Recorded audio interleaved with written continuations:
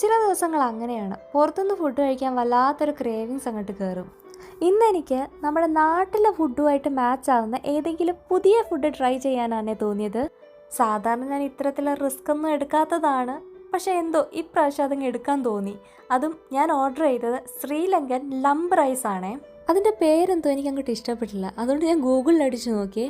അപ്പോൾ നമ്മുടെ പൊതിച്ചോറും ഒക്കെ ആയിട്ടൊരു മാച്ചിങ്. പിന്നെ ഞാനൊന്നും നോക്കിയില്ല, അങ്ങോട്ട് ഓർഡർ ചെയ്തു. അങ്ങനെ സംഭവം നമ്മുടെ കയ്യിലെത്തിയിട്ടുണ്ട്. ഇനി ഇത് എങ്ങനെ ഇരിക്കുന്നതെന്ന് ഒന്ന് നോക്കാം. ഹായ്, കൊള്ളാലോ, ഫോട്ടോയിൽ കാണിച്ചതുപോലെ തന്നെയുണ്ട്. ഇനി ഇതിൻ്റെ ടേസ്റ്റ് ഒന്ന് നോക്കണം, അതിലാണല്ലോ കാര്യം. അതിനു മുമ്പ് ഞാൻ ഇതെന്തൊക്കെയാണെന്ന് പറഞ്ഞുതരാം. ഇത് സീനി സാമ്പോൾ, നമ്മുടെ ഉള്ളിയൊക്കെ വഴറ്റിയെടുക്കത്തില്ലേ അത്, പിന്നെ ഉപ്പേരിയുണ്ട്, പിന്നെ ഒരു അച്ചാറ്, എഗ്ഗ് ഫ്രൈ, കട്ട്ലറ്റ്, ചിക്കൻ കറി, പിന്നെ അവിടുത്തെ റൈസും.